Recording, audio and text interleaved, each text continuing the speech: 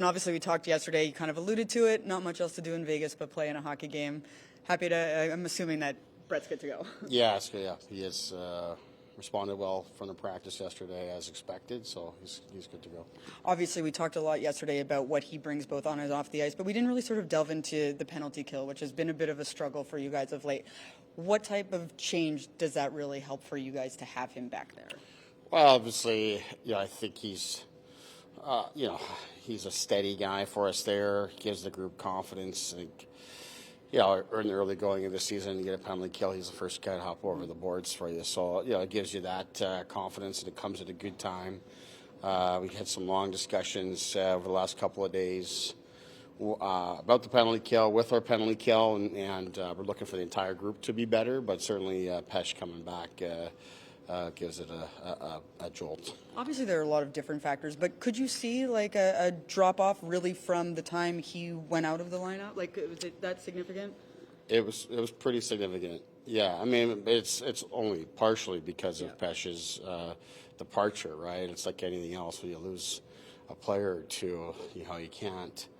Yeah, you can't just fall apart like you've got no foundation or structure there, and I think we do have foundation and structure. Just kind of get away from it, and maybe erodes over the course of time, and we got to get back to playing with the confidence and the pressure and the connectivity that we had in the early going of the season. So yesterday I thought was a real reset for us. It's coincidental that Pesce is coming back at the same time, but certainly it's time for the penalty kill to start being way more consistent. What do you mean by you felt like a reset? Like what do you? Well, like I said, I think just over time, there's an erosion of the penalty kill in terms of the habits and the details, the confidence, the swagger of the team. Sometimes it's not just a schematic thing. It's a confidence thing. Sometimes you get a penalty kill, and you see guys fly over the boards and go right to the dot because they're just going to go out and kill it, and they're confident.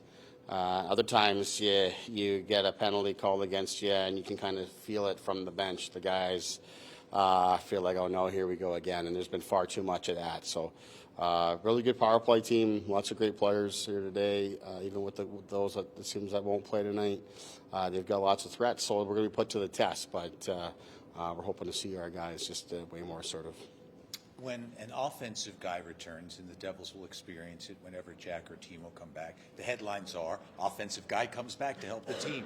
How come the headlines aren't necessarily as dramatic when a defensive guy comes back? Not that his return is lost on you, obviously. Well, I don't know. I've been asked about 25 questions about Pesce in the last 24 hours, so I don't know. Maybe they need to rewrite the headlines, or somebody else needs to start writing them, because the content certainly has been there. It means a lot to our team. But as I said yesterday, when Pesce comes back, we can't just sit back and say, oh no, everything's going to snap back into place. Like, Pesce can take a while here to get his game back going. I mean, he had one 30-minute practice yesterday with our group. That's not nearly enough, and really what you'd expect from a player who's coming back from a long injury. It's going to take him some time, but having him in our group and some fresh legs and a fresh mind coming in, and his personality, all that stuff is great to see. But the team has got to take care of Pesce today, not Pesce taking care of the team. Luke has 2 goals in the last 3 games. He's been dynamic, noticeable. Not that he's disappeared, but the last 3, I think he's really been noticeable. Is it just a matter of returning to the mean with his shooting, and that's why some goals are coming? And what have you noticed about his play in general? Yeah, I think in terms of the offense, I think that's part of it. Puck's fallen in for him. I think he's been, in the area that he scored his goals, I think he's been in those spots a fair bit. And pucks are either getting blocked, or he's missing the net, or goalie's just making a save on him. So it's great to see those fall, and then that relieves a little bit of pressure, and you start to go from there. But I think his overall game has been very good in this last few games here. So that's been really good to see. He's been very consistent and very good defensively. He's moved the puck up to the forwards in transition very well. So that's the Luke that we like to see, and I think he's in a good spot right now.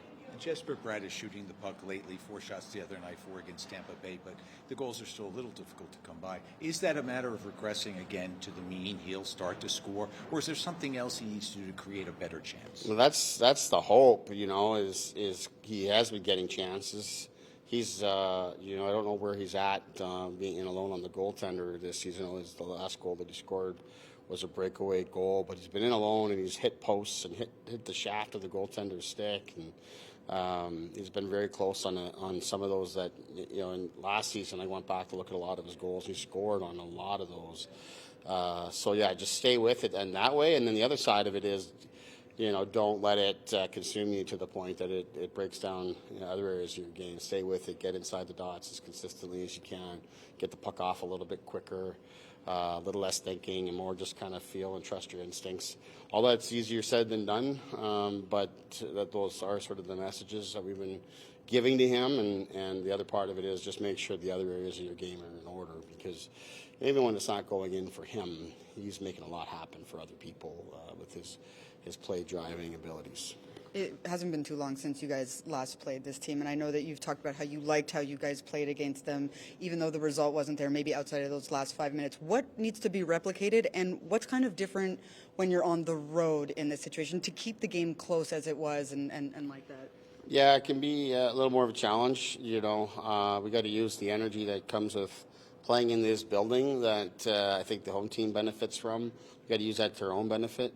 Right from warm up. It's traveled in here yesterday, had some delays and got in late, and not a normal type of game day experience today. Get the time change, got all these things going on. So I'll have a great warm up, get the energy, feed off the energy in the building, and get a good start. Because that's what I didn't like about our game the last time we played these guys. We were hesitant and slow, and we were hesitant and slow against Vancouver, and we saw that. We were not hesitant at all against Anaheim, and you kind of saw, how that game went for us. So that's the message: be ready to skate and work right from the beginning, and find the energy we need to be ready at the drop.